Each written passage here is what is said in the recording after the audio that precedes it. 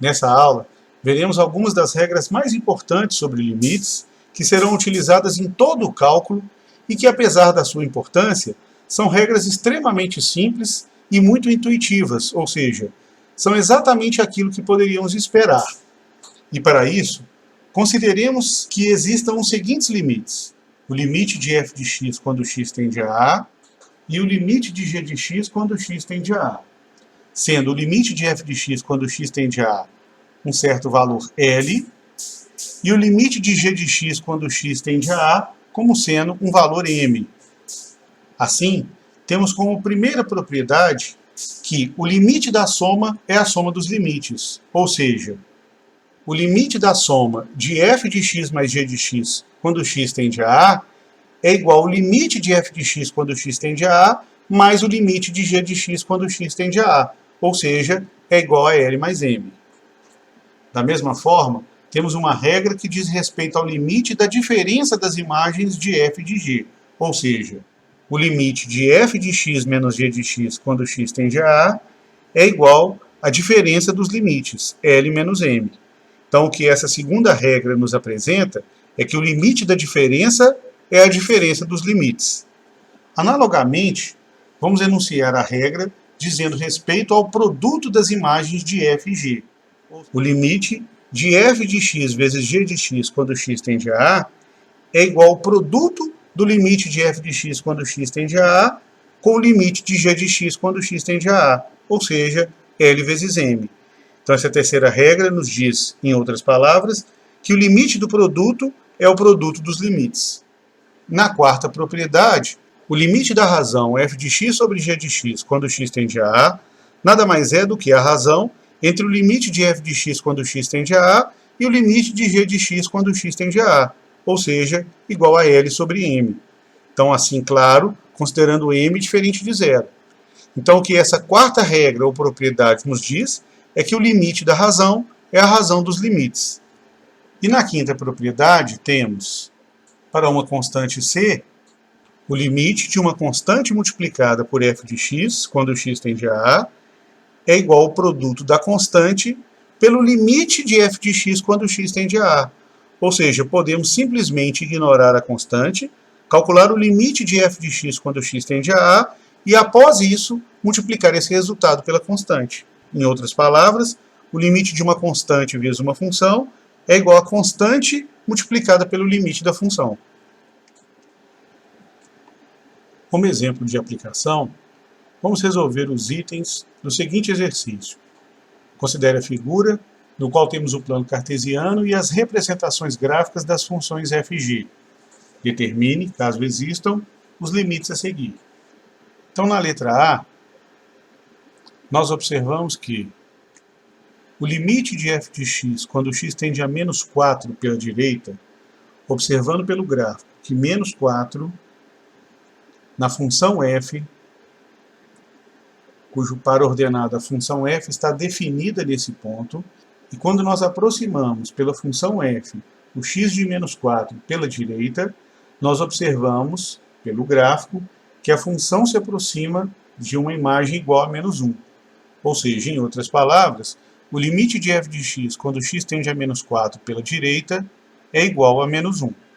E ainda, no caso da função g, o limite de g de x quando x tende a menos 4 pela direita, observemos que a função g também está definida para x igual a menos 4. E nesse caso, quando aproximamos de menos 4 o valor de x pela função, observamos que o valor da sua imagem tende a 4. Então, isso significa dizer que o limite de g de x quando x tende a menos 4 pela direita é igual a 4.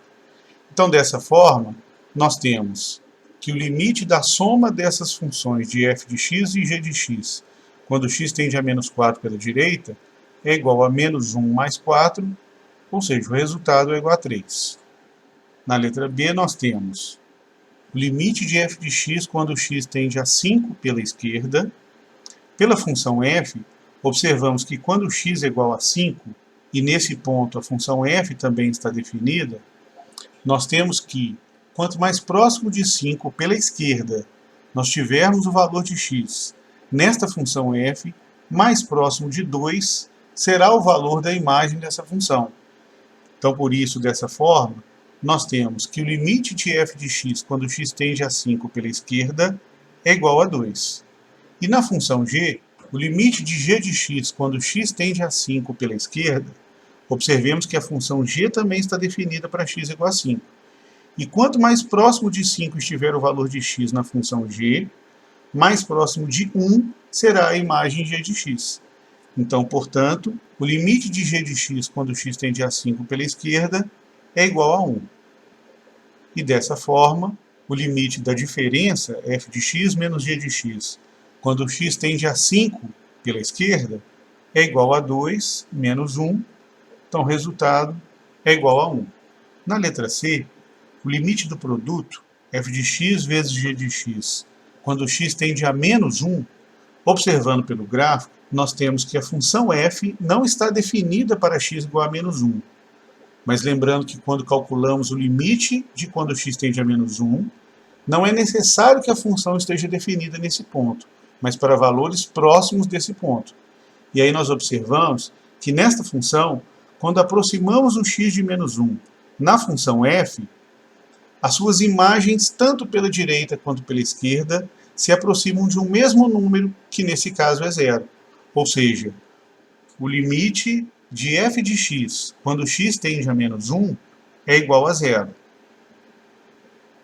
E no caso da função g, o limite de g de x, quando x tende a menos 1, pelo gráfico, podemos observar que, no caso da função g, que está definida para x igual a menos 1, quanto mais próximo de menos 1 for o valor de x, mais próximo de 3 será o valor da imagem de g. Ou seja, em outras palavras, o limite de g de x, quando x tende a menos 1, é igual a menos 3.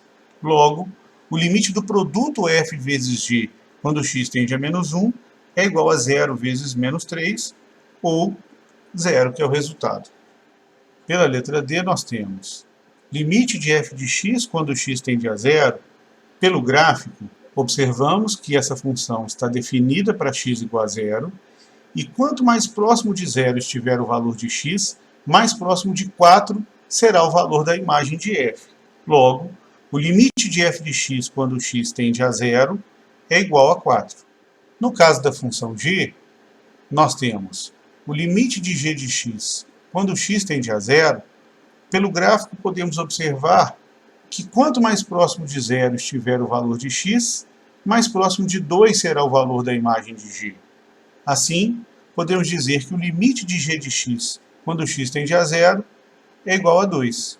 E então, o limite de f de x sobre g de x, quando x tende a 0, como o limite da razão é a razão dos limites, então nós teremos o limite de f, que é 4, dividido pelo limite de g, que é 2, então o resultado é igual a 2. Agora, na letra E, calculando primeiramente o limite de f de x, quando x tende a 1, observando pelo gráfico, uma vez que f está até definida para x igual a 1, e por ser uma linha que não sofre interrupção, nós temos que, quando x se aproxima cada vez mais de 1, a imagem dessa função se aproxima cada vez mais de 3. Então, em outras palavras, o limite de f de x quando x tende a 1 é igual a 3. E calculando na função g, pelo gráfico, podemos perceber que a função g, apesar de estar definida para x igual a 1, ou g de 1 nesse caso é igual a menos 3, há uma interrupção, uma descontinuidade desse gráfico. Quando x tende a 1 pela esquerda, nós temos que as imagens se aproximam cada vez mais de 1. E quando x se aproxima de 1 pela direita, por valores maiores que 1, essas imagens da função se aproximam cada vez mais de menos 3. Ou seja, os limites laterais, quando x tende a 1, são distintos. Então, portanto, dessa forma, o limite de g de x quando x tende a 1 simplesmente não existe.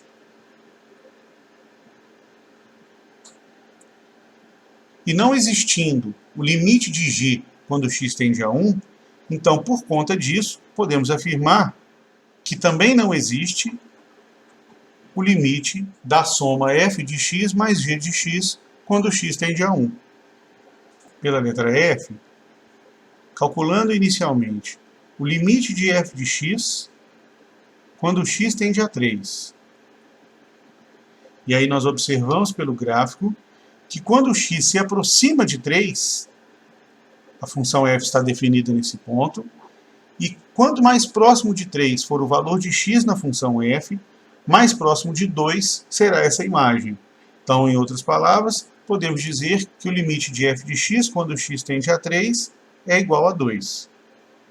Analisando pela função g, nós temos o limite de g de x quando x tende a 3, observando pelo gráfico que quando x é igual a 3, a função g não só está definida nesse ponto como é contínua. Então, assumindo valores próximos de 3, tanto por cima quanto por baixo, ou seja, pela direita ou pela esquerda, as imagens dessa função se aproximam cada vez mais de menos 1. Então, podemos afirmar que o limite de g de x, quando x se aproxima de 3, é igual a menos 1. E assim, o limite de 3f de x menos 5 vezes g de x, quando x tende a 3, é igual ao limite de 3f de x, quando x tende a 3, menos o limite de 5g de x, também quando x tende a 3, pois sabemos que o limite da diferença é a diferença dos limites. E dessa igualdade, podemos continuar desenvolvendo, estabelecendo que o primeiro limite pode ser visto como 3 vezes o limite de f de x quando x tende a 3, e o segundo limite dizendo que é igual a 5 vezes o limite de g de x quando x tende a 3. Portanto, o resultado é igual a 3 vezes 2 menos 5 vezes menos 1. Então, nós teremos 6 mais 5, o resultado, então, portanto, igual a 11. E pela letra G, para o cálculo do limite de f de x ao quadrado quando x tende a menos 3, nós temos inicialmente que o limite de f de x quando x tende a menos 3, analisando pelo gráfico da função, essa função f está definida para x igual a menos 3, não só está definida, como é contínua nesse ponto. Então, observando em torno de x igual a menos 3, quanto mais próximo de menos 3 for o valor de x, mais próximo também de menos 3 será a imagem dada por f de x. Portanto, o limite de f de x quando x tende a menos 3 é igual a menos 3. Dessa forma, o limite de f de x ao quadrado é dado. Lembrando que f de x ao quadrado nada mais é do que o produto de f de x com f de x, quando x tende a menos 3. E dessa maneira, como nós sabemos que o limite do produto é o produto dos limites, nós temos que essa igualdade pode ser desenvolvida por o limite de f de x quando x tende a menos 3 multiplicado pelo mesmo limite. Portanto, o resultado é igual a menos 3 vezes menos 3 igual a 9.